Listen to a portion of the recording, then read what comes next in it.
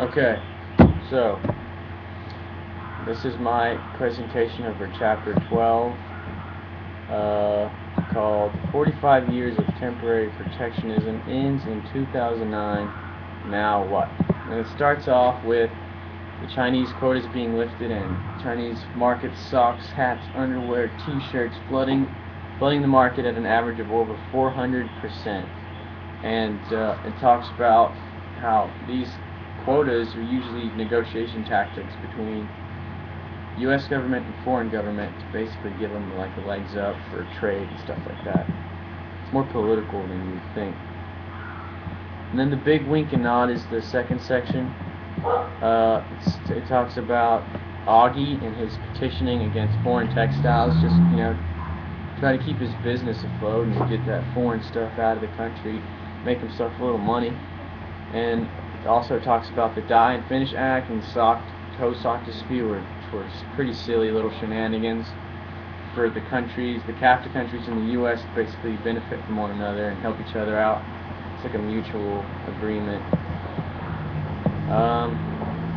And then the sigh of relief is the United States needed so much cotton, or bought so much cotton, that it didn't really affect the country because people thought poor countries weren't going to do as well since China had no quotas, and that wasn't the case at all.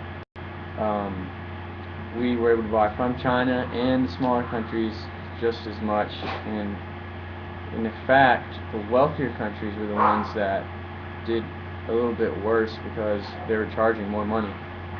And China wasn't even affected at all, even with the quotas in place, so they were doing alright. Okay, and then this next section, what's next, starts off with China being back on the scene without any quotas at all.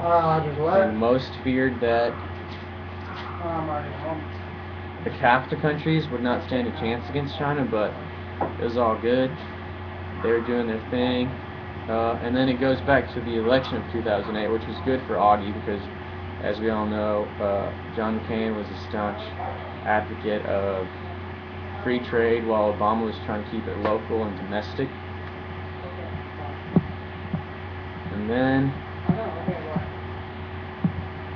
the next section here, if I can get it up, is Friends and Enemies 2008 and Obama's wink. It talks about the Alphabet armies, which were basically CAFTA allies, and how the election of 2008 was a win for domestic policy because Obama did want to keep things here locally, domestically. And also talk about the McDermott bill, which was, it split poor countries because it kind of didn't tax them for importing things, or exporting things to the United States, but it got the wealthier countries because if you made above a certain amount of money, you had to pay the taxes, and it kind of split the poor countries and the developed countries. And then this is the cool part of the chapter. It talks about, it's called Try This New Underwear, and it talks about the 17th century English wool. It was pretty much dominating every aspect of life. It was selling really well, and it's kind of similar to what was going on in the chapter in the United States in contemporary times. The wool, was itchy, it was expensive, it smelled bad. England's pretty humid, so people got really sweaty, and when what happens, you're wearing itchy underwear and it's sweating. And people didn't really like it, they just bought it because it was the only option. And then this new wave from India started making quite a splash. It was Indian cotton, and it was lightweight, it was cheap, looked cool, it was different colors. And people started buying that instead of local stuff, and local owners started freaking out, and they went to Parliament complaining and petitioning that local product and markets were going to be doomed if they kept having unregulated Indian cotton flood the market. So Parliament pretty much set a bunch of silly rules in place and try to keep that limited.